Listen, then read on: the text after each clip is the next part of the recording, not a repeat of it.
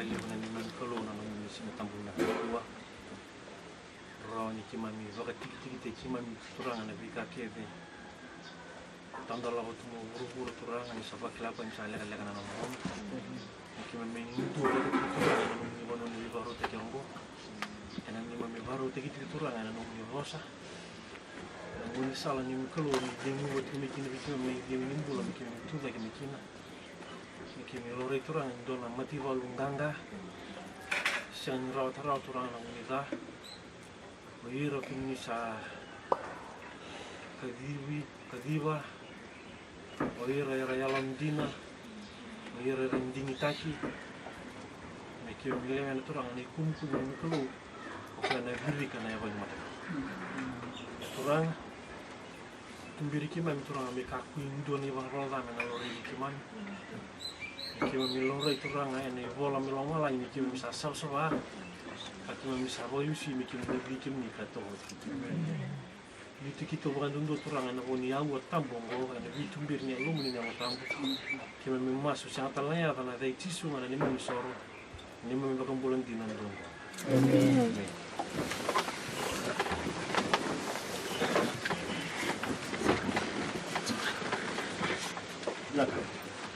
Como lo haré na wana na turismo na kuwa umag ni na kani nanda buiti ko ito do turang na maramo do bakarong ko do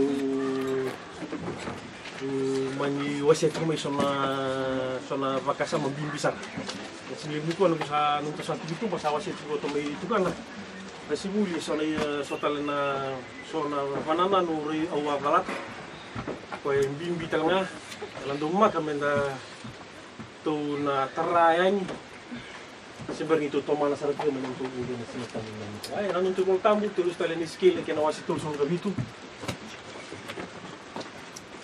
Bola apa? Skill yang kena wasi tu semua kabitu. Tu orang orang nggak sona bambuta.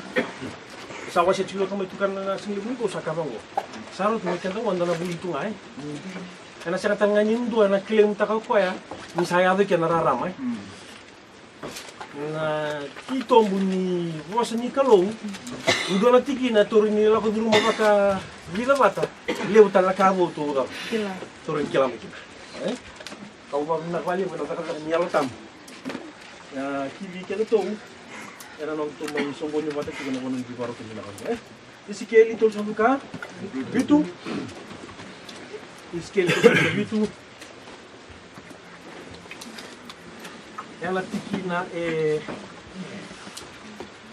no retuma da tikina va isi keli tol sambu ka bitu ela tikina va kela ba biti kera no rema wili ko tamane kela ba biti kendo sakunya kela ba biti ndo mo va kamikina isi keli tol sambu ka bitu ela tikina va rua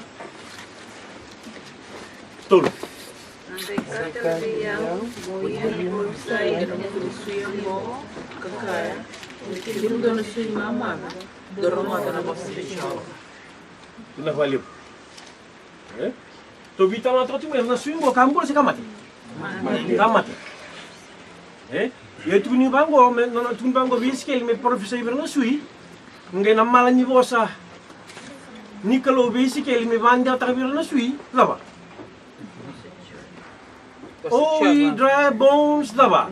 Hear the word of the Lord. Nindua e baka ngata kanandali nga na may barong ay mbula si macha. Mbula. Baka kembali banda ta kana tini bola tambungo, ni na tikina bango, ningo en dona mati baka daba. Ya. Dona mati baka ya. Ko kaki na kalau rongo na daba. Rongo na vosa nika, rongo na vosa nika. Nito ulande sarana na tikina viwa. Tikina viwa. Rua, kalau kabiti, rua tolu. Sekalian moia pulsai dan moia pulsai ko yung kamata. Kaya kinatang. Daka mo kang muna turun ang kitso. May matendeng mawa. Walang kumaikina. Nalyan katumir na bukongo. Berang pulang mata. Tuh kok, profesai bila apa? Dangi.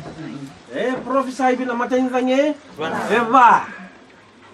Turil tungo mo daba. Sima madan dorong madan daba. Voz ni kalo. Kembali na voz ni kalo ko ya kutomo ko na daba. Na dangi na voz ni kalo ko kutomo na mbula. Kembali ngandre bikin na indo na bakaro rongo. Daba kan tingol tamba kim kan dorin tamba tamay. Roma na kana wasi Roma na kana wasi tini kabit.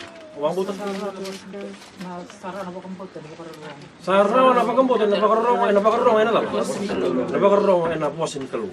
Kembali na voz ni kalo kung boy batakar kartatu na ba? Ena konteks ni vital tu recungo na iskel to sum kabitu. Ko batakar kartatu na nambula na dangi na irengu ko soli merawakin na ba? Merawakin nambula. Prophesy ndorong na ba? Voz ni kalo. Tigine dia waktu sawilika mau to manasok mo kena pertani ando mamuri talmi kena babiti.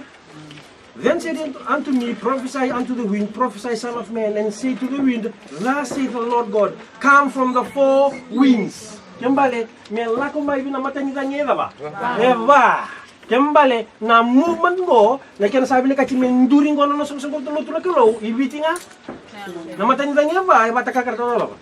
North, south, east, and ba? West. Kembali, ndo na itoso, ndo na movement, bikin to na chino makasawati. Kento bulir cuma kento na kana tiga butek na lutin kabitu ako yan doon na ba? Movement. Doon na movement. Ay siya pasang kawono na tiki na yun ba? Tiki na itini kama mo the Lord declares the end from the ba? From the beginning. Kembali na matay ni tostoso bin na lutin kabitu in doon na movement. Kembali na yoti tali tostoso na laman yung lutun endo tala na ba? Endo tala na movement.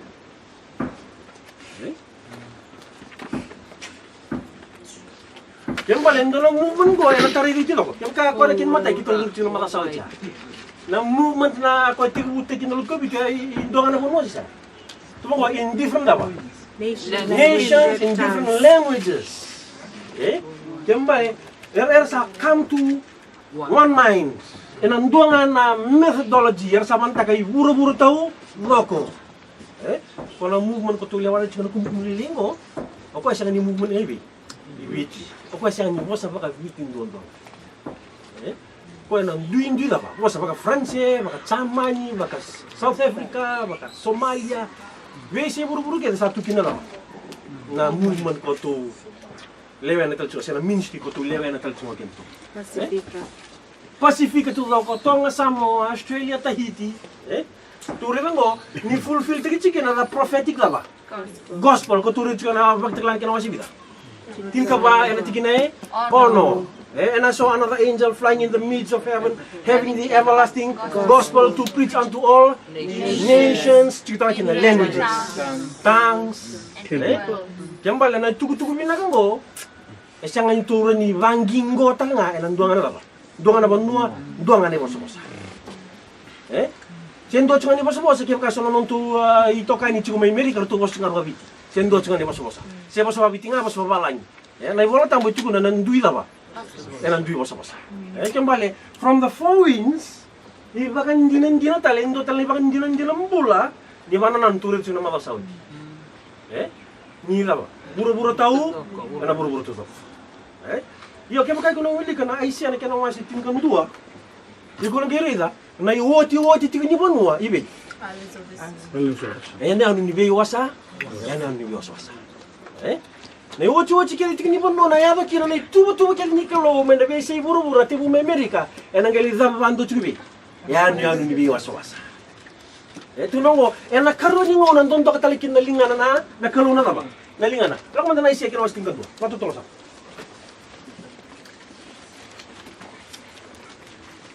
Ay siya viva? Ay siya kinawas tingkan doon. Okay, tingkan doon. Ito na doubling mo, Ay siya tingkan doon. Okay. Tuwil ka mo naman tingkan na tini. Kaya mawala yung mata, tingkan doon. Ruwa tol.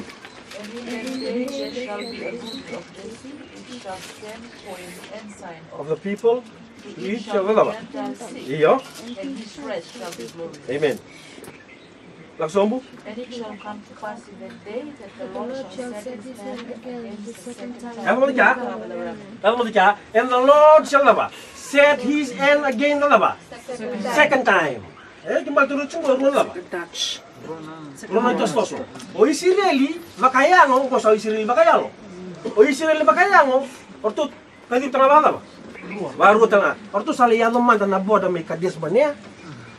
Belata na non lasu-lasu kina non bakit titingga tekiran tamat tua wa kortu miyawi kortu na tilitin karo kortu talai. Kian tu to ingin do daw. Gawirta. Israel bakayang ko. Gawirta la to tulis tal mebina borta le kades mania. Sara mate ke ko bakit titingga ko lasu-lasu sangga imbulang ko rule bida. Rule rua lagi ko sudu ngana tostos ingun sala. Na movement. Primang ko na tostos ni Moses tanga ingin nak tanga apa? Movement tanga. Ne kembali erna sudu mitolin sal do sa timor tu kem dona libi gitu kem dona ngwan. Kem dona na sudu ena lava.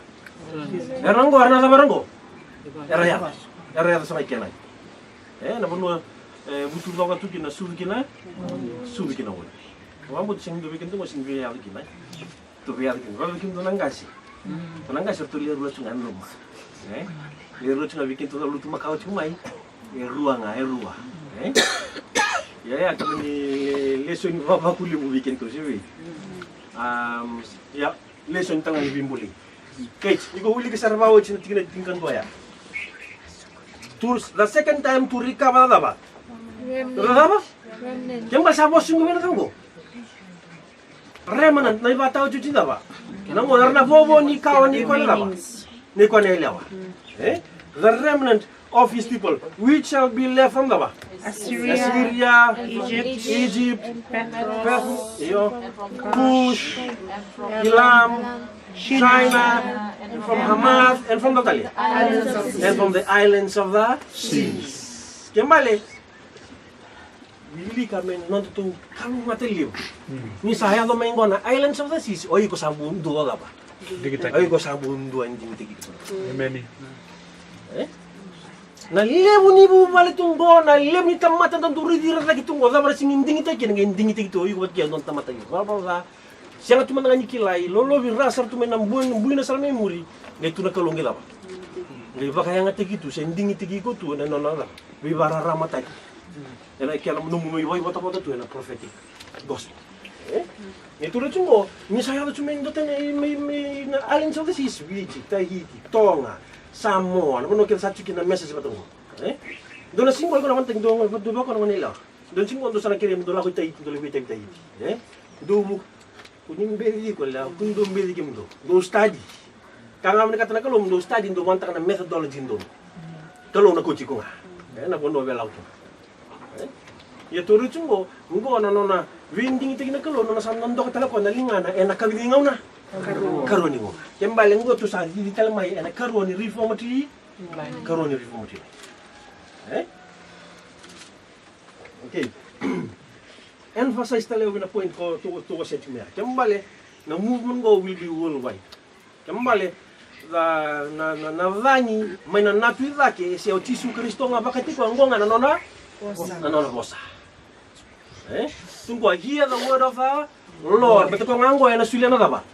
Kau nganggo nasulian nambula. Samin don rokava. Tolong betul samin don rokava. Yang nanti kita dalam terbaik.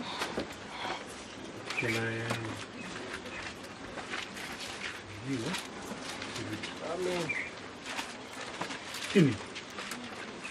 Don rokava. Tol sama bulu. Untuk sama ya. Tol sama bulu.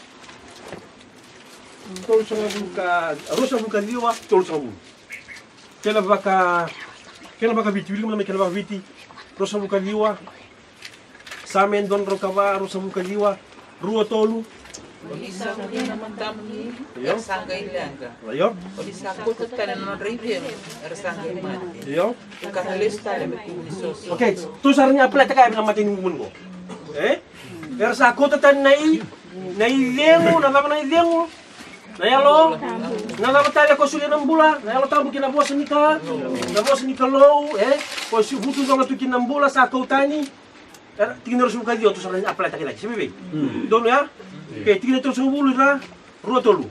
Kunisa talayan nelum ni sambun. Ye kunisa ko bo takatali nang dialing puro-puro. Nak wali. Sa talay ni kono na ba? Yalomuni. Nono sabaru dingu mo tala ko nakasada ba tu? Nakasama dito. Sangay baro da ba? O ni sangay da, sa sangay tu no. They are created and thou renews the face of the earth. Tingin terus ngulu kan dua, kena ba bitil, rotolu. En sani mundu na lang show. En rikita kana nang taga ko show. Nak wali. Tu no na glory ni kalau na sera ni kalau sana gila ba? Sana ngai da ba? Siang ni da ba? Siang ni mu. Kembali, turi de chungo, ena ngonongo. Nangona sa dengu tali kina ko ni dengu sa mbuli vo tala tamata. No ko na nona dab sana glory. Glory ni kalau. Meni. Na sa nona glory. Nana Nona ito ito. na Correct. Nona Character. nona kereta. Nak. Ni sana parita ko nduru na ito ni kalau. Ngo sa nga sa labiti de kituna ka. Sa labiti de kituna ka. Indo sana labiti yo daki. Au sana ke pakayara dikiru mena. Ke ka tuli nunu mulistal na ise ke no asting kan doya. Kona ni sana labiti de kina ensign. Ke ka duma murit kumai. This ngona karabangara chugana Gentiles. The Gentile sick. Me labiti de kitale. Na nono ito bo ngon tromari. Jesus Cristo. Topele ke na wasi tol so buka tol.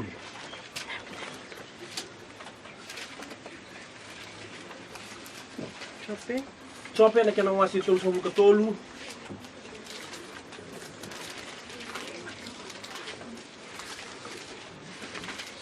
To wili kana tikina va. Kena baka pertania sa wili bolo tambo china kena baka biti. Kena baka langi, kena baka biti kere mena muria tu mai na baka pertania. Tol so buka tolu era tikina va. Nga salo ribata rua tolu. The Spirit of God hath made me, and the breath of the Almighty hath given me life. Okay, the Spirit of lava. God has lava. Made me. Makangani create me. Yes. The Spirit of God have created me, have made me. Yes. Lama sana ganito ma? And the breath of the Almighty hath given me life. Have given me lava. Life. Amen. Tulmango na ganito ma tikini 5 rotolu. If thou canst answer me, set thy words in order before me. Stand up. Kids, ndo na wala kinto na kami chikin ko na boss ni Kro. Kamanda, kaya kan do na blank sheet. Do na A4. Iko kay tumbi ko mo daba. Mo bola. So no na rin daba. Na rin kurve vale no mo bola, sibe be. Ye tulmango, set your words in daba. In order. Kembali you are writing upon daba. Line upon line. Line. Nya bola chikin dalan ni line ni. En andon dono na chikin na kaw iko daba. Iko bola. Kung mo, set thy words in order before me. Stand up. Amen. Kembali na izengu the Spirit of God, the word of the Lord. Kung nababu na mesa na naman tama-tama. Stand up. Wambod ni satigo na kenai. Satigo na kenai siama. Tubam na kwa nakalo no biwaro ta. Ni satigo na kenai siama. Okay. Tulan di sana tiki na walu. Kira baka biti, tina walu, rua tolu. Gila posa usai terjadi, posa kuang. Kali nggak ada bos posa, sama kan nih. Mai, tina jiwa. Ausa sosoba, kasih kan para. Ausa sebentar, kasih sebentar untuk kata dulu. Amen. Kemal nakala na bosan go. Kwa set in daba. Order. O kwa tumberi ko buku ko makakuha na no mulaba. Wala ta. Kakuha ni. Ni sandun do kita ko na kalo na lingana na kroni ngona. Ni sa kalibi kimdo na islands of the seas na kalo. Sana yan yung nibiwa sa basa. Ngosa sa oti tigini no la. Kadi ni lolo. Oti tigini no na kadi na kalo. Kembali na ivala la me sana la. Biulay. Sino mo. Malvala la me sana sino. Boleh kintu. Weekend ko sa siguro na country. Kailangan na po nung ibibaro technical weekend, Doon po nung pangalala. Mulay itu kinala ba? Nature, Kaya baka ito na list tayo na original line. Tore na kala ka na kalu, nakita na kalu. Na ka ko na were, game bitin na laba. Bitin na tama. Na city, o dia tara na matini city, ndo kila? Ino, Ken. Okay, game murio di. Game murio numero di tara tini na city. Para matin tamata tari city okay. Keni, tore de kena, Keni, numero ti. To sare de kena karena tari city era da Vale, post. Ya, era tamata da mer. Era talin ende la termino matanika. Era la termino matanika. Kembali na design ni city. Sì. E non la master plan di. Certo. Non la master plan di. Perché bagi na city skele kotara. Era teracunga mer tamata. Karena rebel ya kor la termino matanika lu. Ya, kita tulis talin na original. Na kalau instead of building houses, blocks, kataranda na apa? Kataranda na kata. Kaya na original apa? Original plan. Original plan ndo na gaji. Sangga imbiti rawi, sangga imbiti rawi. Ndo wes ndo na makasam. Ni sunga na bakasam ni isken no se tosu ko bitu na sude. Naka? Dan itu itu ni tu isken no me profesi. Itu gere nga so mo tunga na tigene kama. Ni kali tunga na Israeli. Naka? Pero wala nga oli ka mandang may nasno. Nawali. Kaya mo balik kadi bikeda talito na kalau may nanonda kondisi ni Leticia menda sa butale bikena na ibola. Nawali.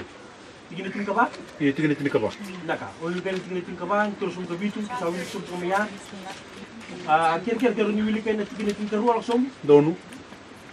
Kimango, therefore prophesy and say unto them, thus saith the Lord God, behold, my people, I will open your graves and cause you to come up out of your graves and bring you into the land of Israel, and ye shall know that I am the Lord, when I have opened your graves, O my people, and brought you up out of your graves, and shall put my spirit in you, and you shall live, and I shall rejoice you in your own land, and I shall place you in your own land. Then shall you know that I, the Lord, have spoken it and performed it, saith the Lord. Nakwaliw. Kembali, tunarang ko, nangon sa bador kino nangon sa zingu bi ko bakin kiyaw na kalo sado. Ay do nambula. Aw sandola para namdu daba. Namdu imbulu do sadap ten mikina. Do satu dagi mikina. Kembali ado tundola mate baka yal. Ngo mundo tu dake. Yo di perform tak na kakino. O di na kamana vimbuli mai ni bakitigu. The three Godhead. Tu sambil juga nama teknika and don reform lain. Na kalau sana bakata ki koya. Itu sare semua ni tubuh ko. Tubuh ko. Ayo nga laka. Tubuh ko I the Lord have spoken it. Ayo nga tukuna and performed it. Ayo talang auda ka. Muso te ungas ni. Mai. Natikilo betu kuna natikilo tinakando. Nakwaliw. Bala tadi tu tunga. Yep. Then he said unto me, Son of man, these bones are the whole house of Israel. Behold, they say, our bones are dried, and our hope is lost. We are cut off for our parts. Whereas agelo kumikin na tignan kuro katul kitin. Nawali. Kembali na bones go. Para si mama go the house of God. Israel. Ngo Israel bakayalo ni kuwa. Ko satu na condition na condition ini. Ko satu na condition ini. Kembali na yalo tambu ni kalau, na vidi ngubi na kalau, na bakay ngatak na kalau na nona mosa, ko rawa kinong gona da. Bola. Ko rawa kinong gona. Omo bisa mo muda timbe. Okay. Untuk bol tambu. Choni ena kena wasi ruas ngawu.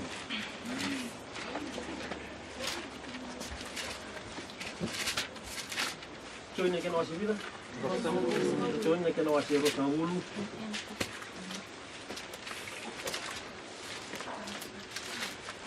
May natigin na tingka hiwa. Choni kena wasi ruas ngawu ngona na satu dari kalmo chisu na. Dan satu dari kalmo chisu na mai. Kalau mau nyelak pada cisu, ono sa ngole berto ina non tisipi orto sa song mbutu ti kiwi Upper room. orto sa song mbutu ti ndo la vale tambay rak mai Jerusalem Ravna bunor tu song mbutu ina vale tambay rak ya norto rera bakir chuna da rera bakir chuna liuni bonua bad mi sangi mati uchinga ngona norto da norto ba kombo norto da Kids, una experience no sa tuo di tuo ci su ne kena to mai diwa ena vali tambay da ya tigi 19 ka diwa kena ba biti wilga mo tamay tigi ka diwa kena ba biti rua tolu molu muti do kena ba biti sember ci meni lo reken kala kere mena lo reken kena ba biti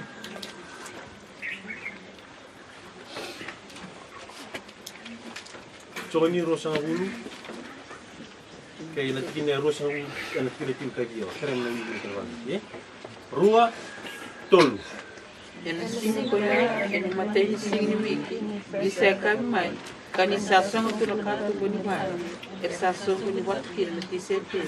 Isa rin na kay Shuntia. Sa doon ko ka chiso. Ito na kaya malyo, kakaibe do bagay. Navali sa tuni kaya tumayo ng anturang Jesu Kristo sa tuno pa. Peace be unto you. Peace be unto you. Rosa ngulu kaya mabalani rua tolu and when he has so he showed unto them his hands and his side. Then were the disciples glad when they saw the Lord. Kineros bukan dua, kira ba viti rua tolu. Sangkay ka kalbe ka chiso. Do bagay. Kasa talayo mo ikatama. Australian do katay. Kineros bukan rua, kira ba lagi rua tolu. And when he had said this, sila ba? He breathed on them.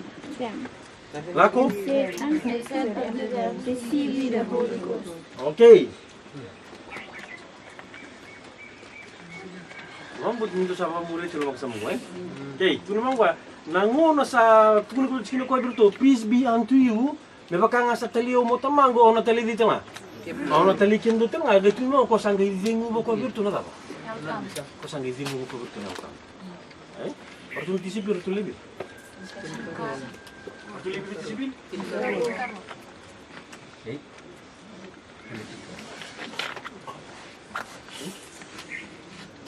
Sana baru mereka teling nggak sana makasama dulu gitu, terus tuh nanti sih kalau tuh lekin keruh.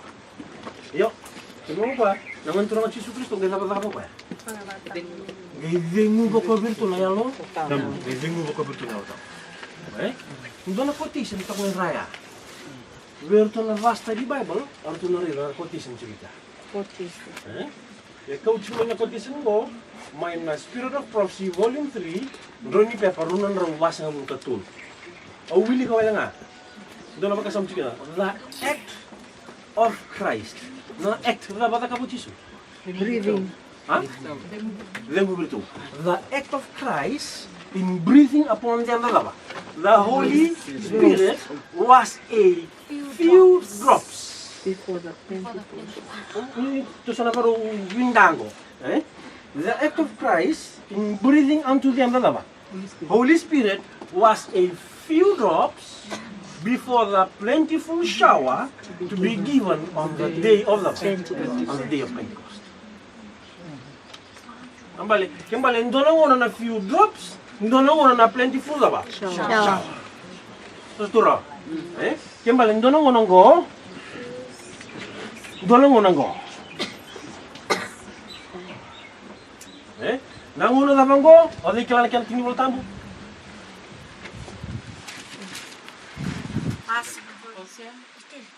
Ya, Sakra ya? siapa? Kayak ngono dapat go. Sakra. Saya ikut canggo. Choni. Choni dapat. Choni. Bros na bulu. Ngono dapat go. Ore na Pentecost. Pentecost. Naka. Rua. Ibu sandu cak na bitar tara. John nga X. Bilang naka rua. Naka. John 2. X2. John nga X. Kembali na kena quote kena na manavanda na proof na quotation mo.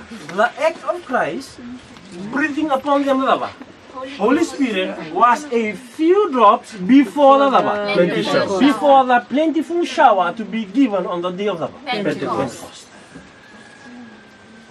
Tustura. Yeah. Okay. Yan nakatukuno chori. That he breathed upon them the Holy Spirit.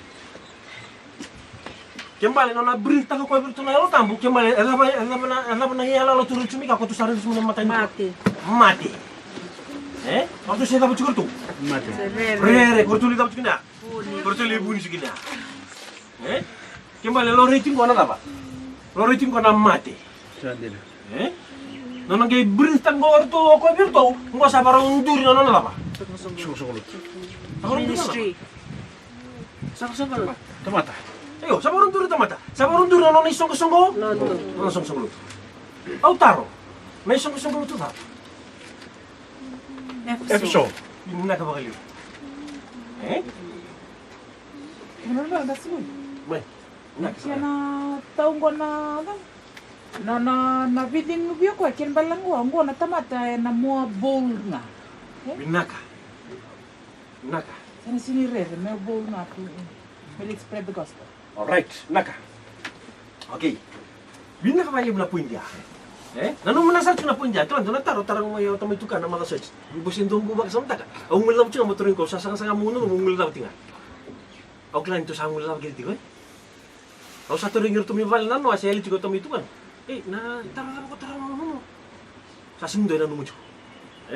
Ya, sambang na taro ko. Tu, go sa sanga ngi sumi kala malaming ko. Tu sana sumi sana ni kuanga. Pantar ko, matum tukun mula ba? Kaya kain doon na numutal na taro ya. Yung siya ko tamay tukan na rasang girin tukan na kamay. Ngit ko na lo nga biyo, kun siya tukun mengo. Okay. Na tarong ko. Kembali, na ken na bidung yung naman turang si Yesus Kristo. Tama ta sa mo ba? Bowl. Enanduan na tikin ni banananu au ndo patikin. Don. Sangai tiku taruh sana kena itom metuliran ni. Tuliran. Okay. Ya Natal lo nicho ni mo. Kana ko speli mali mari kalu kechon. Dobi na menduri na kakek tu punai. Ena bugni talo bat cunga. Yang mana nana interpretation ini? Ochon that Jesus breathed upon them the Holy Ghost. Don't be nasana. But ni salamat sana kina konteks non tu bitang lo cunga si toro ni ko. Berarti ni sama itu tomata na ngonturang Yesus Kristo velie dengu ba merona daba. Merona mbula. Salamat kina untuk konti. Suri mata kakau luke harus mo ko.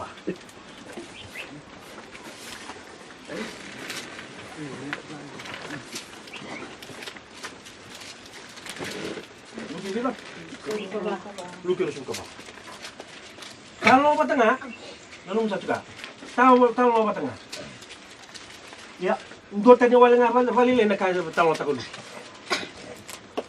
Tuwili kana tikina tuwili kana tikina tolu sa mkaono. Kena pa balangi muri na kena pa viti. Tolu sa mkaono. Rua tolu. And as they spake, peace be unto you. Talo ba tengah? Yep. Santo ba tikina? Okay. Apa yang bicara tuwili kana tuwili kana tikina betul-betul ini ngona talo ba tengah. Ending-endingan na mo iso na Luki. Tigina ba sa muka ba? Tulan sa tigina ba sa muka ba? Kaya mabalangi muri na ba biti. Rua tolu. And he said unto them, These are the words which I spake unto you while I was yet with you, that all things must be fulfilled, which were written in the law of Moses and in the prophets and in the Psalms concerning me. Okay, angay tugon na bano numero to kida, reda. Na kango awando daw chugim do. Aw sando tugon na chugim do. Reda ngora ka keda tugon mo di. Pero yaki angay imbito soma ya sura bisami. Era tugon ni keltiko. Era tugon ni keltiko. Ndonu kina na choni lima tol sum kadiwa. Na ibolong ba sing num dum bolong bolong drop na mundo mundo. Na ibolong gor tugon di. Okay. Yang ba na keda ngora tugon ni mai. Biala ti Macau. Lu tu bitang tu na biala ti Macau. Mas na ibola na ngono ngora biala ti Macau. Sing biala ti go. Di ngomong tiga, okay. Na ibolang gor tinya, okay. Yang nak katulong kon tinya pas mo ka ba? Tigina pas mo kalima, rama sanggay kaker, do ba muli tama ni voltam babiti. Pas mo kalima, rua tol. Then open thee their understanding that they might understand the scriptures. Hey. Raba ka choni? Breathe. He breathed upon them the Holy Ghost. You look and don't kai tuno kwa. Tuno look he opened their understanding so that they can understand the lava. The scriptures. Ndo bat singana karo tuno tiko. Ndo tan na perspective ni look ndo tan na bono ribi kino dei. Ochoni. Something ko mayanda. Kayo ochoni ngai dengu boko virtual ta. Kao luke ngai ndola boko na nortu daba. Kembal na yalo tambo ako ndola na vakasa ma mereni kila ina bosi ni kala. Bosi ni kalu. Maten korride kana wasi tini. Igor ni bola sudah. Maten korride kana wasi rua bosi chou. Tiki na riwa tini tingkan dua. Tiga rua talmenga.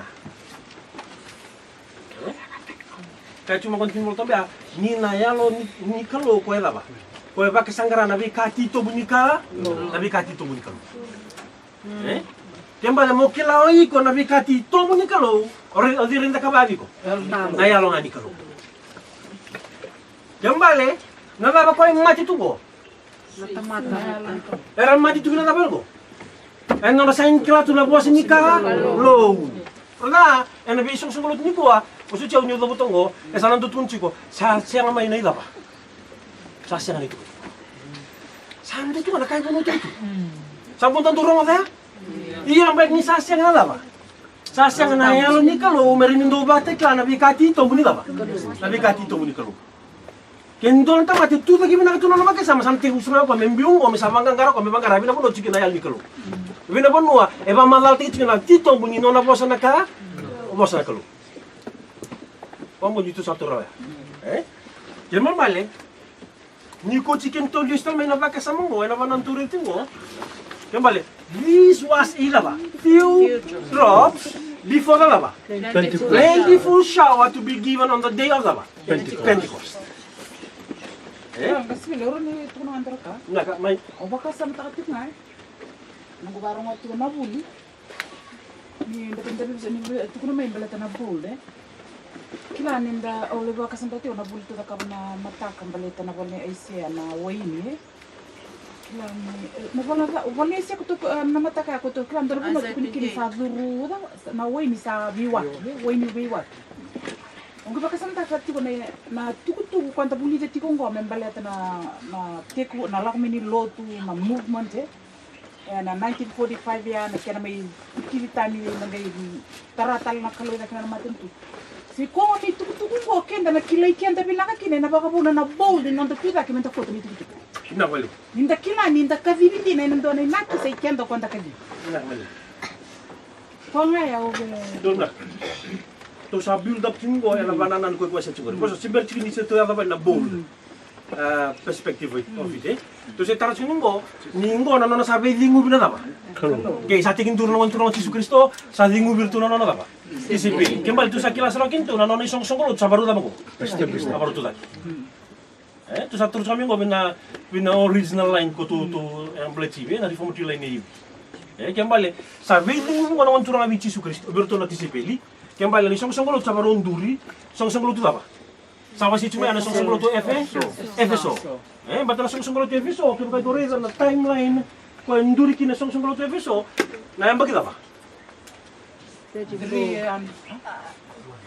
Apa kita mundur kina song-song tu Efeso? 31 dapat kakilay kina sa 31 kembali ngonon sa itu tak ngamo Yesus tu sa cuma ya resurrection sa duro ko na valta burwa sa dengu virtu kembali ortu sa tungo ortu lebih na tisipel ortu letin karua sa baru tigi mo na song-song tu ngeri na namating karua e wata karkar na song-song apostolik okay ortu letin karua okay Mula ko na face ko na nam sa wasi cuma yo no. Obe ba karon nga luwas sa tingalan barka. No. Sa mo durong at bali ba nindo tukuni ni ndakenda menda beno song lot bitu. Ya kenda don menda la ko tali Philadelphia. Yo mo sige metin mo no mure de ninda lay so saranga ya piso. Claro, obe ketemu mo siya na makasamgo ninda la ko tali Philadelphia andon minatsinga. Andon bat kin ton reme Philadelphia na nakabe Philadelphia ko kilekina. Brotherly love. Gamlang balambal Philadelphia. Brotherly love. Kembali nanonay boto Philadelphia ko melak to mi Philadelphia. Sulia mo Philadelphia. Tiko talaga na boto ni Efeso. O sa tis yo kana kinamambala ko ala ba. Igor itu aku ada kena membal tengah aku, aku betul rasa na rem. Tiko na kaya rabi nakakina. Tiko naka, ortu touch me, ortu na bisa sanggulut.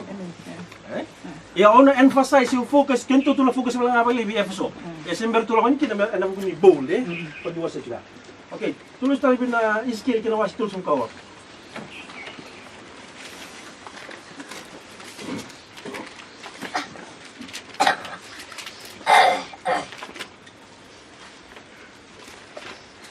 Kita bakit may dulu itu bakit kemayan. Terus kita bakit dengan song lupi nakasi yang akan disimpan. Isi kiri terus membuka on. Ini harus membuka mangga. Tuh nawili kana kena baka biti, harus membuka ba. Isi kiri terus membuka on, harus membuka ba. Rua tol.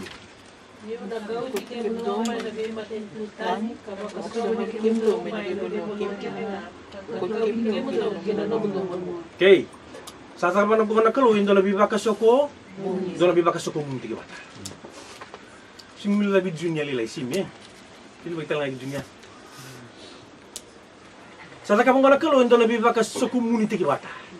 Kira nak yang bapa lagi nanti kini tul som tigine teraba, rosum kawan, rosum kelima, rua tolu. And will I sprinkle clean water upon you, and ye shall be clean from all your filthiness, and from all your idols will I cleanse you. Okay. Kembali sang ketumbangan kalau nunggu sabi baka so komuni batamengo, kembali hindi mo tumi kinatamat. Hindi ministry tumi kinatamat. Sibi. Hindi ministry to wananda ko mengo. Siya to ala ko kembali na conference to bitaw sa balay to sama isok tungo. Bikin to manang damchim. Ang ketumbangan kalau sa galti kim mengo, I will then lava. Sprinkle. Baka nga kachuko, I will lava. Breathe. Few drops. Sa ni Kongo, I will sprinkle malum sa kukuha. Malumu, I will sprinkle upon you clean water. So you can be lava. Clean from all your lava. Filthiness. Idol. And all your lava. Idol. And all your idols. Ya, nainaki ni Kongo ya. Nainaki ni Kongo, meron lava. Pasam sa mata. Ay siya na kinawa siya orno. Tulong mo dikit. Ako lang ko nagawili ko na po ni na wasya bin na kami dawili. Ay siya na kinawa siya bila. Ay siya na kinawa siya orno. Ili mo na mate tulong mo. Ili mo na mate ko ta na katulong mo ay siya. Ay siya isipili talaga. Yung ukot mo na mi bitupot mo na mi ay siya na kadito ay. Ay siya. Yang kena wasya ono, ena tiki na lima, kena na kena baka biti, tiki na lima ni esi na kena wasya ono. Rua tolu.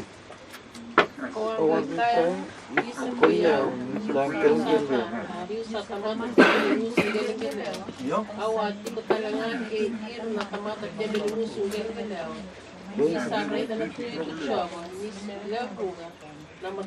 Kembali bakila tu mundo Asia, nyo ko tamata sama ko ya. Well, tomati bala, I'm wow unto me, I'm undone. Tembe ni musu daba. Au tembe ni musu geleng-gelewa. Bakila sa tuang go Asia non tomata daba. Non tomata bala. Itu nang bala tiki neta daba kena bala ni. Rua tolu. Then flew one. Gine wono. Rua tolu. Then flew one of the serpents unto me, having a live coal in his hand, which he had taken the counsel from the altar. Next verse, bitu. And he set it upon my mouth, and said, Lo, this hath touched thy lips, and thy iniquity is taken away, and thy sin purged. Okay, kita sama na kinimutan ko. Sprinkling. Metodo tayo na filthiness, kaya ba? Idols, kaya ni bala-bala. Yo iki o ay siya bakila sa to ko ni tamati bala-bala. Bala-bala. La ko may ngolosi, ko to may na live call dan ngilay so laba. Kata-kata terana laba. Tembe ni musuna, ngun sa taraw ci tembe ni musuna sangay tigina teraba ni tigina walu, sangay ro nan domini laba. Sangay ro nan domini kolo. Tigina walu ken mabiti ruwa tolu. Awagar mo naman ito. Pwede mo pala. Iyo ko din na ako ay nabukultuto. Okay kaya. Kuya Wongo Montalaya. Sasa na makasama. Sasa po ay siya. Bold. Confident. Sangay bowl do ay siya mesa laba. Melako misa taleko na laba. Taleko na. Kembali na kaya babu na tiko mo siyang ni bowl is laba. Sin. May babu na ko babu na tiko mo siyang ni laba. Tuda ke mo daba. Bold mo kan baka nanu tuk na gospel winaka. Sena prophetic gospel. Ke mamale na kalo na kita ko membita mo ko ruwa na face ni uda. Mbet na uda to manda. Wa sprinkling o ko me ko tani manda na daba. Wala. O ko me banduri manda na daba. Mata be banduri bi manda na isongo lotu. Ni otia na kalo sange daba except tu. Nangona salori kini virtu na ndua mata. Na loma mata ena ndina nyona na bosna kalo, berarti na sprinkling enlighten the understanding. Breathing the Holy Ghost. Kau choli. Kau looking and enlighten the understanding. Nisa enlighten the in order to understanding, they come to the right methodology, using the right methodology, come to one mind, to sando pati kita ngango, to sandang pati kita ngango itu, wanan dua ngale bakan dewa. Pertama pisah ina nol bandel kau kena nunggu bandel sasya ngi bi longa tali. Kero sando bata. Kena to sando bata. Sana ngi rabi kinto mo tu zaka kena wasi bita. Ruwa. Tolak sama zaka kena wasi ruwa. Ana tiginin dua. Sangai bol do aise ani sakau tena nono ibala-bala. La metulo ko ya, oya ngon kalau ni daba. Italia. Kembali na kita na kalau metu se kako mandi ni daba. Talai. Tu se toko mandala. Dua banyere cuma na kalau kuana naturang ni lewan don sere cuma kuana bingati se tiko. Na mata kaulala ini sarang gitu se tiko. Poya kinto metu se ndanda mandala ka, dua tu kita talakan tigna. Darah kira wasil ruwa tingin dua.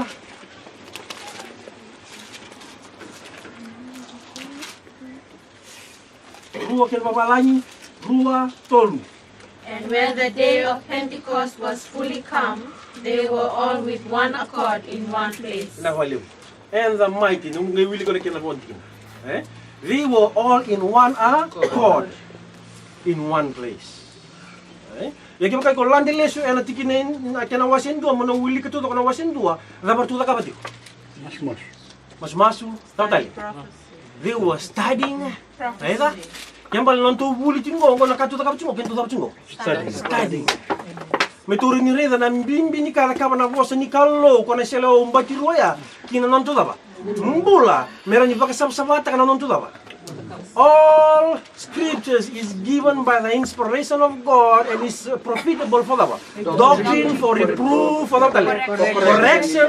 Kembali kita kata kalau vandon tontik itu mesti. Vandon tontik itu misteri. Vabuli itu misteri bakal lebu sanga. Vabuli dikento, vabuli dikento nangone lalai. Tulunung muna sa juga. Siang ni foto patang virtu nangkasi, bikin do nangone. Na tau cuni uang ko do kakuna num sar mertu foto patang kinangkasi. Batango na song lo tuluti siya tu sarang cungo satu gitu naman turang Yesus Kristo bina kato banita matayandu dua nangone lewa na dorbo nangone lalai ko ngone lalai sarbat simber tu siya batu lewa bakatiki i dunia matisi mi bato ditakin ay non robi tumbir tal cungo rotakin na binawan bakata natin bikin do ni tambong ko inia kalea Kembali, turi cinggo, binongon turangan Yesus Kristus sabi itu. Sabi na kati na nalori bikin tang konan dua bata. Yan ang sabi na panto patikin tu, the right methodology. Ni kaya na understand takin na bosa ni ka low. Na yalo tambu, kembali na baka tawa kinagaba. Masu. Na kaya na kiriti ko na yalo tambu ni ka low. Men na rani tumbiri kento, misa bata klabi kento na bikati tombu ni ka low. Ko itu yang nana yang nama story dan doa tikinan ni kuah. Saat itu tunggu serang nama untuk itu. Ya nak kata nyalu nikah, nak kata nyalu tu. Yo merah ni pakaian rati deh. Merah ni pakaian rati ko, pakaian rati au. Ini nindur apa? Nindur muat. Tu telah tu sarang cuma mata kelai. Niada bawa atama, muat. Niada na muat biar atama. Kau ada kena apa? Na lenga, na muat. Koe kuto mai nalaba. Namu ade bata kar ni mati. Koe zaka kina koe na bunyi. Koe na bunyi da. Okay. Na kasul tino una. Ndo me osenda la masa.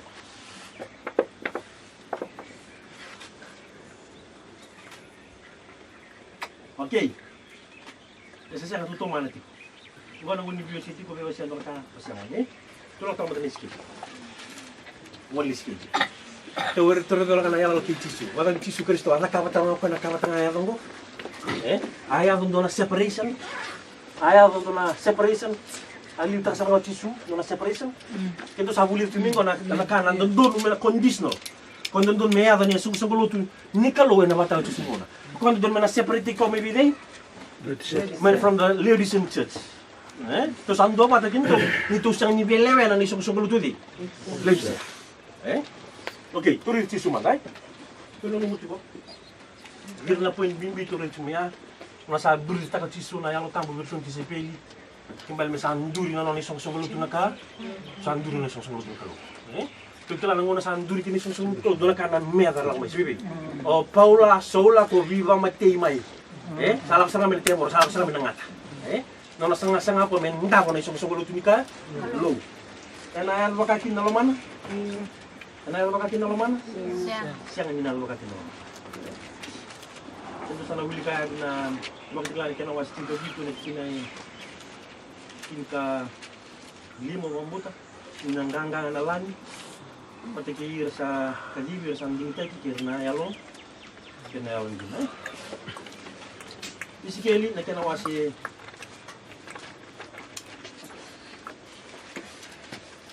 isikeli kena wasi diwa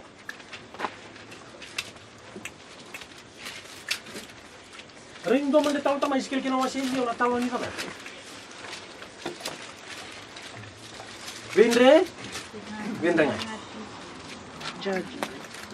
Kailan yung sa nabutangan ko na po sa nabindre nga, ginto sa kilasap tumakin to, nanguna tabong ko.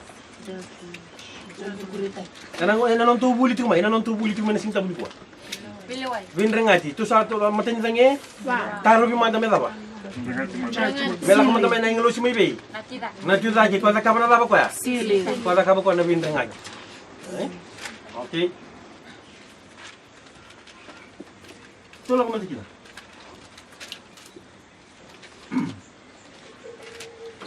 Kintu kila talon tino wase walu. Tu kila? Talon tino wase walu. Evita na kabasila tino wase walu. Eva na kabasila tino wase walu. Edda ka tibi. Edda ka tibi na vale. Edda ka saltu na balta. Sama nanu mana kalu mesala. Mesa sama kwa. Mesa mbiu tani mai na vale. Mesa mbiu tani mo kana balta. Tu will kisah mereka tahu. Okay. Wase diwa ena tikina etolu. Kaya mena wili kemana mana tiwo tambah. Kaya na vaka biti. Wase diwa ena tikina etolu. Kesalorai rua tolu. Kalau Israel salam kami mencium ketuki kinilang banyak. Sama mulu na wili ba biti. Kaya mena bakam damo lebu may na wili ba biti. Rua tolu. Ele iku kalau Israel salam kami mencium ketuki kinilang banyak. Sekali pokok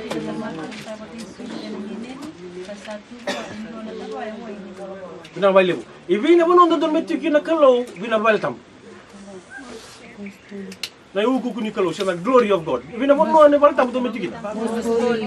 Bina ka above the mercy seat in the abina section tam bina balik tam. Kena longi tambu, kena longi tambu sara. Itu ningo na glory ni kalau salah ko ibe. Ina ilango ni daba. Na ilango ni bali. Na ilango ni bali dia. Katumba. Salah ko na glory ni kalau ina katumba. Na bali bu. To sa tulolan ni tigina. Wase tini ela tigina ya va. Wase tini ela tigina ya va. Om brinta ka bata tolo chingo ni wili ki tumen tino tamu.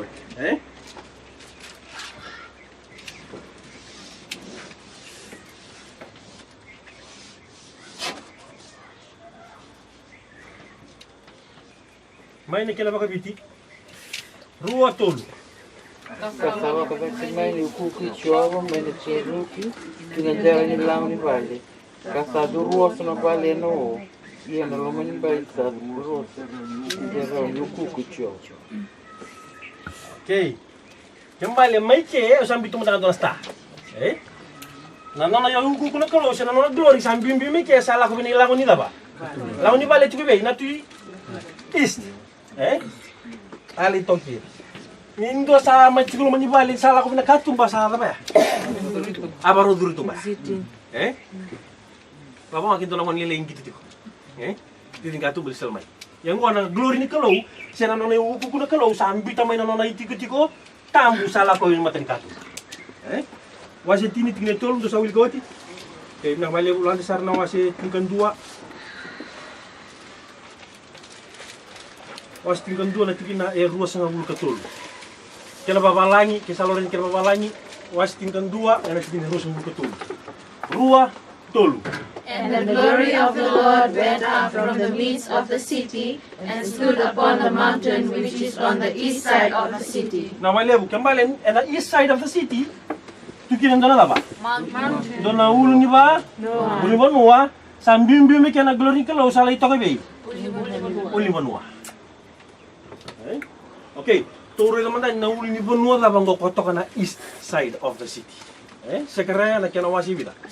Kinka ba na tikina Kine ba. Na valeu.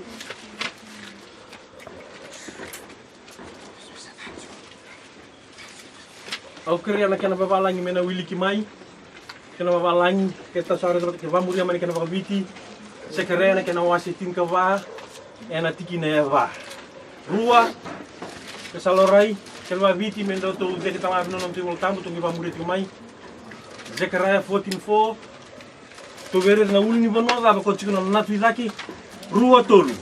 And his seed shall stand in that day upon the Mount of Olives, which is before Jerusalem on the east. The Mount of Olives shall cleave in the midst thereof toward the east and toward the west. And there shall be a very great valley, and half of the mountain shall remove toward the north, and half of it toward the south. Na malibu. Wadi na uli mo kotoka na east, kotoka na natu lagi mai Jerusalem. Mount of Olives. Olive. Kembali na glory ni kalau sambium main na bale tambu melatin sa na bale tambu Satu kena lagi pala dah.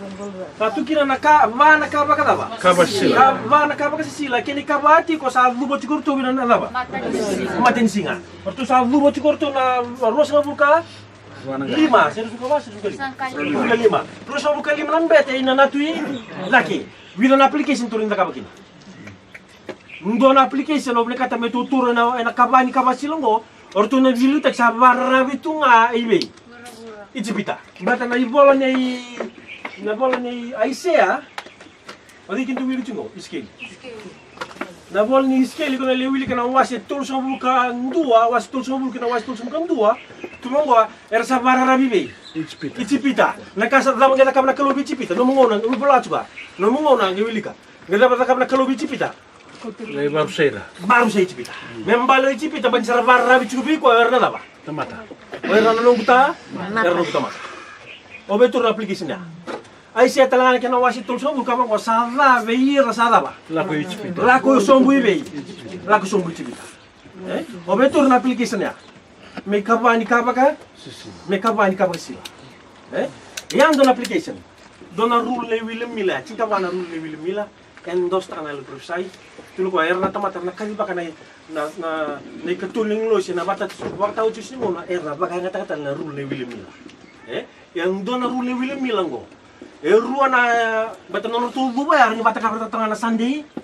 Harto sa worship na sandi. Yarni bata ka tanga na sandi lo. No beturo na application ngo. Norto sabar rabi orto bili. Orto sabar rabi bili. Orto sasuli na korubuli me salida ba. Mesa bingara bikina o icipita. Mesa angasi buli kino icipita. Application na kata mo apply ta kami na baka sa mga. Yung bale, bat nila kung dunia chuki na nangunin nila ba. Bingre, la kung dunia chuki nangunin bintanya. Okay. To sarang ko naul ni mo ko tiko na natin take. Mount Olives. Mali na kinawasi Rasul Katulu. Viala ki makawa tulang di mana viala ki go. Kembali ndona kasaya dike, nadap sa dike. Ndona separation. Mbala sa wala pa kongo sa in e leo di sen lava. Satu ko na song lo tu leo di. Satu ko na song lo tu leo di. Ini leo di sen condition. Ko saya do kina ko conditional kina. Merawi ko mo buku. Merawi ko mo vantra na methodology ndonu. You have to separate. Di ko mo kali rek mena suili. Suili tina. Tandon juga. Ngo indo tala ibangan dinan dinongo. Ngo tu sarre sartung ko na iban din ni kalau sarang apa kati ko sala ba ko. Sambimbiu. Bato bitang chiko na tama to ginto. Hey, conditional. Iko do mo na ba? Kaya ka bilkatan ba? Whom shall I teach knowledge? Whom shall I make to understand doctrine? Them that alaba. Separation. From lady, yang betul lady siya, nanon bulo pa, pa tu tunga bili. Kembali orang ni yes man. Takang motor talo, takang mo. Talo sungguh tak ya? Salah, saya iyo kira. Kembali you have to separate. Moka kunu ba iyo timo bitaya. You have to use the apa? You have to use the light. You have to use the methodology. Okay. Maju ni kena wasi bila? Maju ni kena wasi rusam betul. Maju ni kena wasi rusam betul. Contextual reading orang ngamu mau tahu lagi. Salah bikin tu nana. Farisi. Salah bikin tu Farisi. Wow, antu the Pharisees. Wow, antu. Gua bertuna value. Salah kita nggak bertuna value. Okay. Saleab na tikina tolu sunga bulka. Tolu sunga bit satani da ki Jerusalem ali. Oh, Jerusalem, Jerusalem. Thou killest the lover. Prophets keden go sam sumka. Tikini tolu sunga wal. Rua. Tolu sunga wal. Mani rusam ko tolu sunga wal. Kena baka biti rua tolu. Bila malim. Tikini leka sana. Mal ni bosa tisu vertu na daba. Vertu na bilu taki sambiu na ne bal ni dei. Balta. Lapay ni rusum ko lima. Dine walu kana kalugi Moses. Tarain do na bale mo tipi na kemdo daba. Kemdo maido. Ya no na bal na daba. Na bale kalu. Ye ki na statement ni tisu satu na ko ya. Sambiu wiki mundo na no mundo daba. Mundo bale. Mbet sala beti bakal libu na bale. Salele yo kona tokin lava. Tokin bale. Samuli serang ko nelang. Sambimbiu ko ya. Wasi rusum buka ba. Sambiu no mdo bale melal nindi. Wasi rusum buka ba. Na tikina tolu. Tikina ndua mana. Tikina ndua rusum buka ba kena bakabiti rua tolu. Asaguran Jisu kelaktan kinwalisor. Arsala kumenon tipe. Berbatek lagu ana bebal kinwalisor. Nang maleu. Tomalo sombu kena balangi kine rua tolu. And Jesus said unto them, seeing not all these things, verily I say unto you, there shall not be left here one stone upon another that shall not be thrown down. Kine tolu. Kine tolu. Mesti cakap kena balangi rua tolu. And as he sat upon the Mount of Olives, the disciples came unto him privately, saying, Tell us, when shall these things be, and what shall be the sign of thy coming, and of the end of the world? Amen. Saat kabo ko menavia lagi makawa. Yang menavia lagi bau sampai kawa tala mantra Yesus Kristus. Satu ko sambiu no mundo vale medaba. Vale di sangwal nek talo ko no uli bonodi. Ve ulibe ia satu mana vale lagi yang inspirasi. Tunu bangana tine tolu ni sangai muri ko da ke artu lebe vida. Artu lebe. Edan bimbingo, bimbi mito re na van nang kige. Nangona sam bimbi me kina tisu. Sam bimbi mo tisu misalnya kono uli bonon beuli be na lagi makasin da muri ko ai. Tore da muri ko. Antu wili cuma be skill. Sam ba ni tore dikin ai. Ya na via lagi bo. No sam bimbi mo tisu na na valtambu. Na la ko lagi ko na be uli bonon beuli be. Atau sa muri ko artu libi. Sa muri ko. Kau sare da tumai, na tini ka rua, ko ya bata karta ko na dapat. Ko ya bata karta ko na isongo. Ke saru tumike. Ko sa diengu ba ko na letin ka rua, saya do me daba. Sa do me mbula. Satu lagi oivi, satu lagi na no isongo lotu, tetuan idi. Kenturi da na isongo lotu di. Ko sare da me ngo na isongo lotu. Ephesus. Okay, turi lang ko Nando tala perspektif turun cumingo, nanam bium mo ko binabal tabu melako tagini ulin bonon bi uli be. Orto muri ko talor tuli bita. Orto muri ko talor tuli tingkar. Ibi o isiri itu. Yar se chingami bi. Ese lutu na balta. Iko ri talanki. Saru to mori bini tanlong ko bina ela longo, na ulni bono tu loko, e kabindanga me indona ba. Indona tikina. Kembali, alo tingo indona vitawa po kondisi. Lango sange baru tigu naman turang Yesus Kristo mela. Me tumberi to ka vata bulidir to nele tinga, to nele tinga. Wili kana madi kana wasi rusa buka vake dilo mo. Obliga tamna mo wili kana tikina va. Tikina va. Kere na kena baka biti. Kena baka biti ni tikina va. Rua tolu. Kasama sa kasiso, kakakaira, gani kemdo binaka, di ba nakalay kemdo wendiwa. Pinawalebu. Opening statements. Virtu na tisipil ng onturong Yesus Kristo na una sa liuti kirto da kina binahul ni buno ni biyoli be. Kakwa virtu ndong garu ni daba. Ndong garu ni kemdo na. Me kakwa nindo ela ba. Kimbali itu rai na perspektif mo. Nona sabaro tigu bunong ko Kristo Yesus na onturong Yesus Kristo na nona isong songo lotu na bibasal ta kita kamu kawin nona isong songo lotu. Donggaran kemdo binaka me kakunin dua era ba. Bakal kemdo. Kembali nona sandondo ke telepon na lingana na karuni la ba. Karuni ngona, turun cungo na matay ni ngona. Ngona karuni ngona bertuna letin karua. Nos bikin tu na langi rongo, ngona matay ni ngona. Itu sare cungo na singlim ni kuwa, ngona karuni ngona. Itu sare cungo. Para nunggu matin tu, nang tunggu na tuyo ya, au na vanduri kin nunggu la ba. Nunggu matin tu kona siya vandu ni bakaru sai. Ni sanduri na matin tu, sanduri na isang lotu. Matay ni baka sama sudah ko bertu. Dong garu na benda. Mereka kuning dua lah. Mereka kuning dua mata. Kembali, sakila na wantu na Yesus Kristo. Nangono go. Kindo na nunggu tisipeli. Sa kindo na linung matu bale. Dong sana lihu makina na biba kada. Mambo tu sama murid ka. Nangono sanduri kinoibi. Salah ko menala ba? Salah ko menangata, saba kaya ngata ka menangata na ba? Tuloy sumatan ko. Saba kaya ngata mo kana ko sa. Kembali, ndonggorin ni kemdo saba nga me kapang ngon tulong Yesus Kristo, ndonggorin ni kemdo wanangat. Saan ba di baru dapat mo ko? Saan ba baru laktal minggo me biba kada? Biba kada. Ombitikin tuman na naman mo, satu yang belum tunggu. Hindi mo wala na break. Ito yung pinitan ko na singa tao. Ombitikin to, talo ba tangang ko?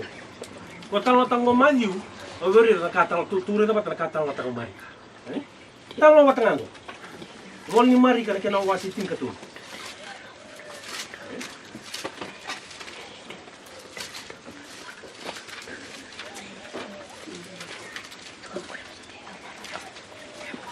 Okay. Talo matanga ni mandi rusum kaba, tiginin duat, tiginin ruat, tiginin tul, kutu buli kami ya. Terus nanti ngon talo tatal ngadi, mari. Kalau nak kira nak kena apa bertanya, bikin tu nak kalau kembali bicara kira betul apa mulia.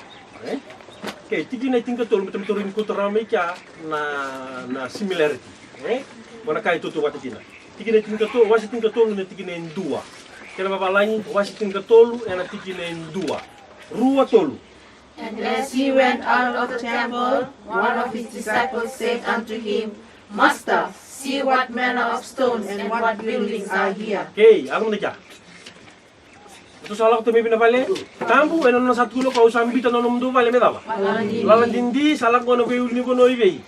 Ito sa kilara may mali won ka na taloya. Na version ya. Kongo ay siya ganito kuna. Yo. Tumo ko no to salah kin sa taro to nispel, ndo to nispel. Hey, kurang ha. Wabuli. What manner of stones and what buildings are here? Sa refer mo pa binala ba? Vale. Di ba kagulis pa binamali? Refer mo binala ba itong disipel? Na vale? Betul tu saling tahu itu mana uli mana uli betul sahri itu mana kena. Betul libi kau uli kan kau bina lah. Kau itu tulis. Disarawet sih. Betul saling tahu itu mana uli mana orang itu mortu na vale tahu. Dona kan kena rei dah ba.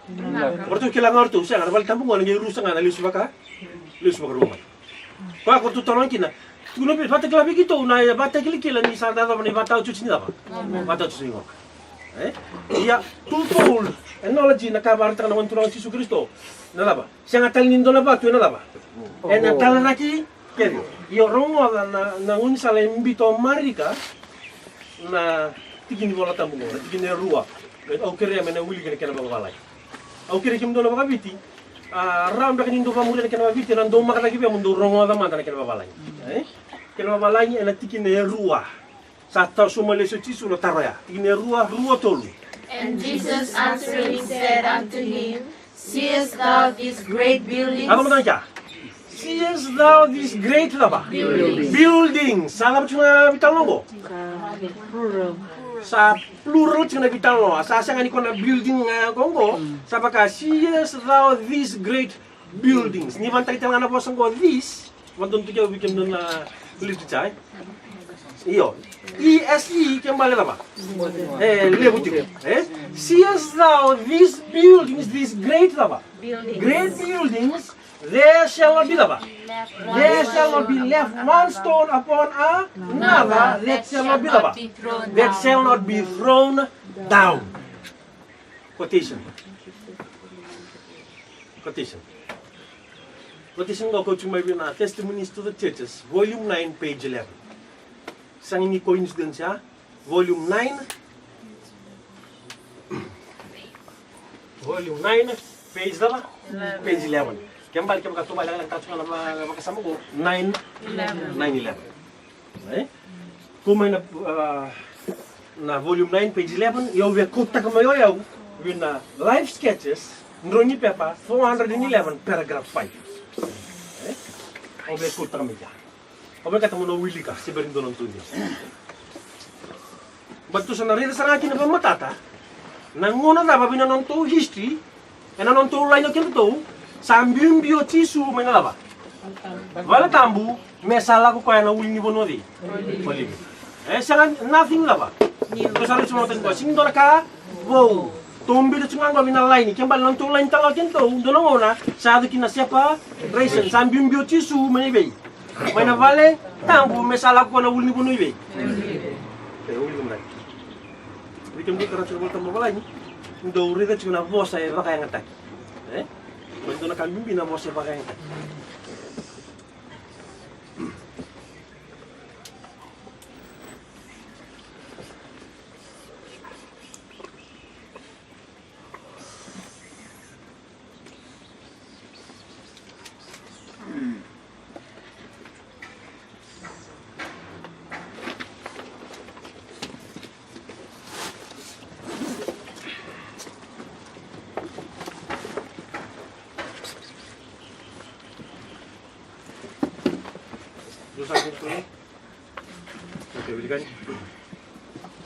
Now comes the word that I've declared that New York is to be swept away by a tidal wave. Karang mga minggo na wanda, bisa tunjuk yung New York na ito na tidal wave na kuti ko. This I have never said. I have said, as I look at the great buildings, buildings going up there story after story, what terrible sins will take place when the Lord shall arise to shake terribly the earth. Then the words of Revelation 18 verses 1, 2, and 3, Revelation 18, 1, 2, and 3 will be fulfilled. The whole of the 18th chapter of Revelation is a warning of what is coming on the earth. But I have no light in particular in regard to what is coming on New York. Only I know that one day the great buildings there will be thrown down by the turning and overturning of God's power. From the light given me, I know that destruction is in the world.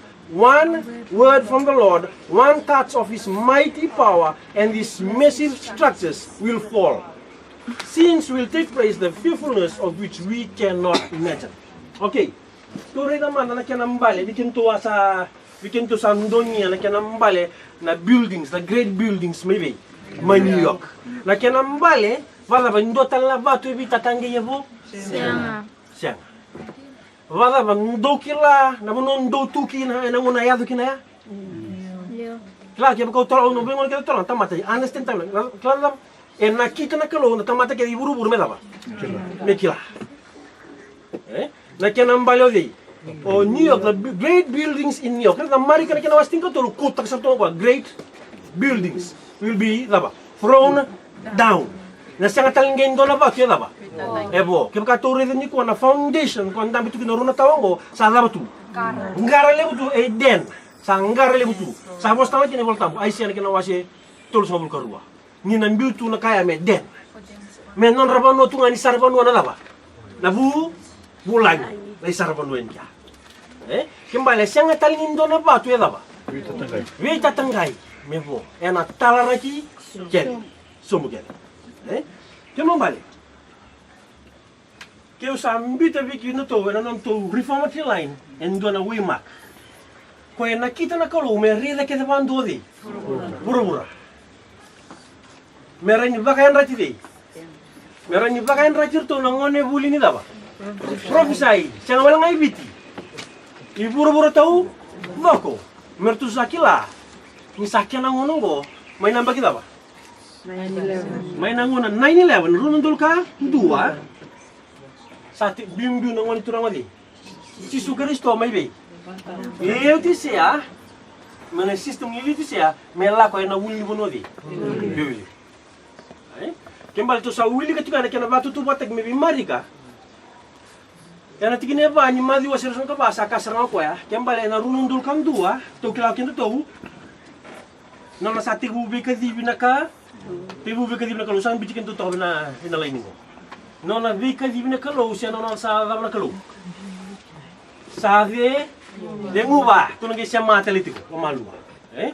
Non sa la ko vekina kalo na mantura ma Yesu Kristo na be uli bono ni be uli be, sar to muri to lemida. To sa muri to lekin kan. Jambale, to sar tingo. Sagaru tibu bona nona dabna kalo. Nana organize session, sabaru sanduri telo bona na be vingu bona mantura ma Yesu Kristo sabaru nduri de. Duri taleo ibi. Ko indo nang ona ada tumai. Amati tumai. Ngo sa mai vile mubi nang ngai turang Yesu Kristo. Tikine ba? Saka nang turang Yesu Kristo bi ko batia ni kuwa. Dong garu indo ni na. Den dua ena dapat. Den dua ena dapat. Jom balik. Woti mai na pirin go. Ini level. Tore ni woti nga mai na ni level. Dua nakana bi matanggali bahuli. Dormi bina lomani da. No Holy Spirit. Luna Sabbath. Na dabdal do kila. Ego na ridalis na history ni bitos tos keda go. Eran duri mai after lava. After 9/11. Lava na buna after 9/11 kina. Otar. Lava na buna after 9/11 kina. Breathing binaka. Berat ni salah ba? Judgment. Berat apa? Sanduri na nona isang luto na? Sanduri na nona isang luto. Pintu siya mati po. Kembali ni sanduri, sambula, sa nakabi ko na bile. Iya ko sindring leway ni dapat tu. Iya tu sari cuma singiliw. Sindring leway ko ni mati tu. Kembali ni sanduri, sambula, sabur tanggonan nung lapa. Sabur tanggonan nung lapa. Kira menuntuk talang tu mas, Sembarang Thomas, hindi mo na kami metaro, hindi mo na kami wasetan ng maksama. Kasi Sa mga angasulit, may na 9/11 talaga, napuno talaga ko reintroduce tayo kinangor na zero deposit. Na zero deposit da mga tagatungay buru-buru na kinakarusan na pintawa. Siya nga nindo bikin na nakindaw na kaya daga bangkas-ngasi kina na tewo. May daka ba kinuko na kina-introduce tayo kami ko na zero deposit, buru-buru to daw. Me pagararota kana bibuli na buku di wakana name. Pinaka. na well. Doon nakatalogo ng mitiko Naka. na Nagkuhan na ako magawata. Nanguna sa nanguna na bisa non rado bisang kasangga ko yung mga paris chido chiso. Kami sa rawang bimbita ko kay dito sa rawang bimbita dito na baltambo. Di sa rawang kita ko na Tugin ka. Di ba kasangga ko ni ko Sabi ni ibu mo naman lalo tuwan rango man da prima de katinga sa de ka na nila ni to beso kami sarap. Sakit ako na uvingan ito na sa bimbiutan ni may binaluto na luto. Sabak kami sa sinikawita gitu ko bali mo nandina. Sa kawita gitu nga bali mo naluto ni kabito ni somba-somba. O na organization. Sa sasaman doon ka ng bimbingan ko maka harata ka ba nga mo irang na chu. Repeat na. Gaya nakaiba itong baraki na niya. Mata ito rin ako. Makasasingkat nga. Naman. Nakalusari lang ba? Nakalusari lolo. Kaya baka kanawili ka na po ng iski. Kanawasi ruwa man na. Kanawasi ito. Iski la tali-tali biyo iski. Rebellious house of Israel. Iya, ni sembera madani tali lomo ko ako may baru tigi dira ba. Baru tigi mandili iski. Iski, you have to be a watchman. Iko mana dapa? Iko mana nduri iski. Iko mana nduri bandono. Iko mana kadi baka. Iko na liwili kana was tinga tol maka sebita. Iski iko mana ka pasar ngai iski. Ni ko la ka bayan dona buno nga bakati ko. Na ka sa tugunanya moda ka. Iyo ko ngai tali bio ko. Ko ngai tali. Ya barta tu na ni kalu. Barta tu na lo ni kalu.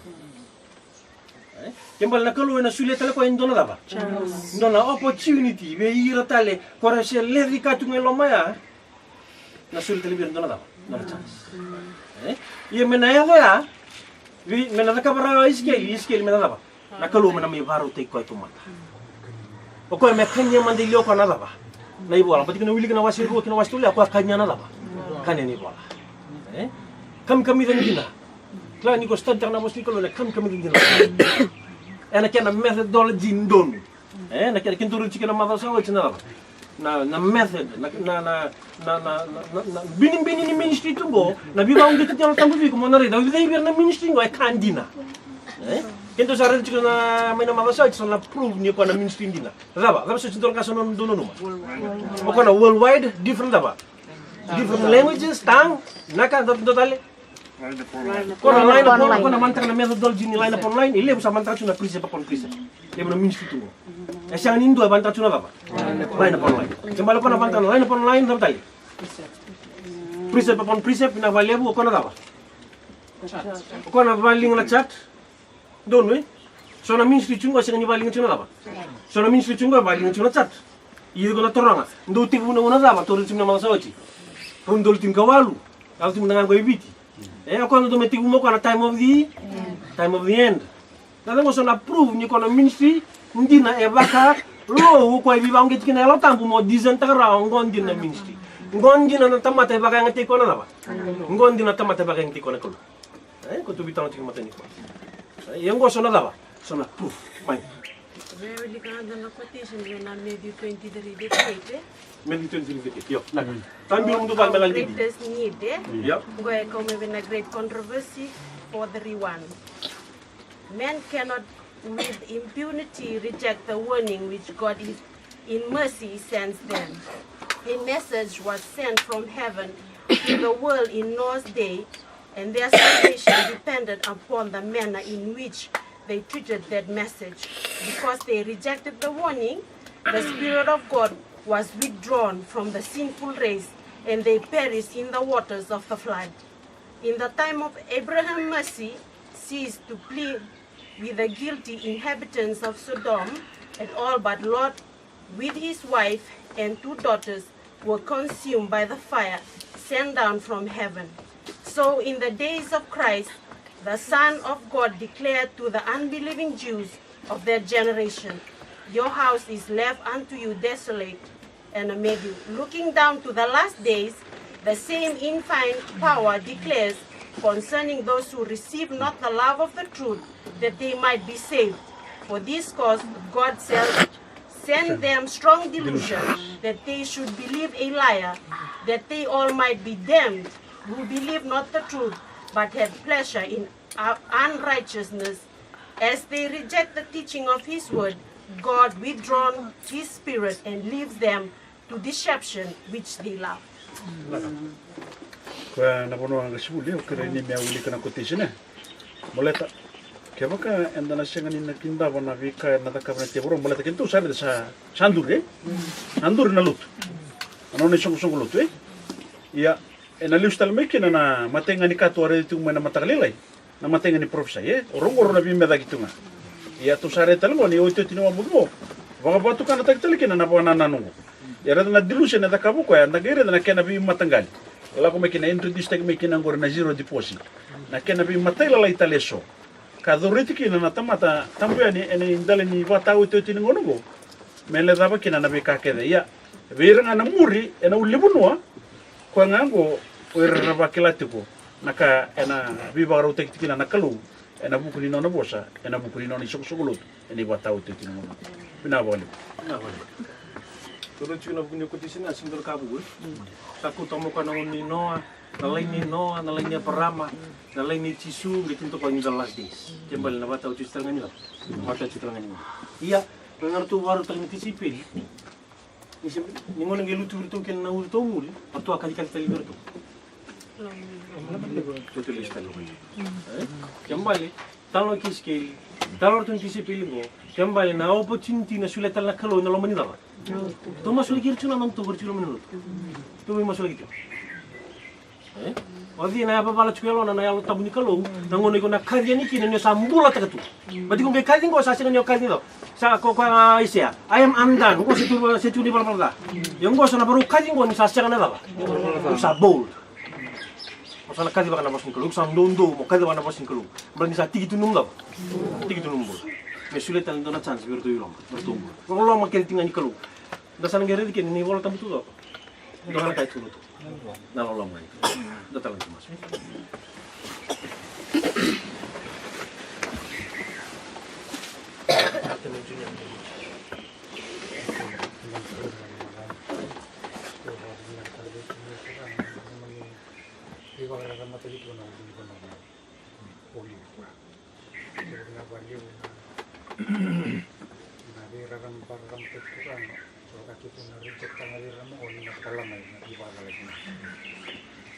Na wali turang itu sulit ni na babi dengan riba dari na namun raw ni hentik itu turang na bukan itu sama itu pinang turang sama balatan itu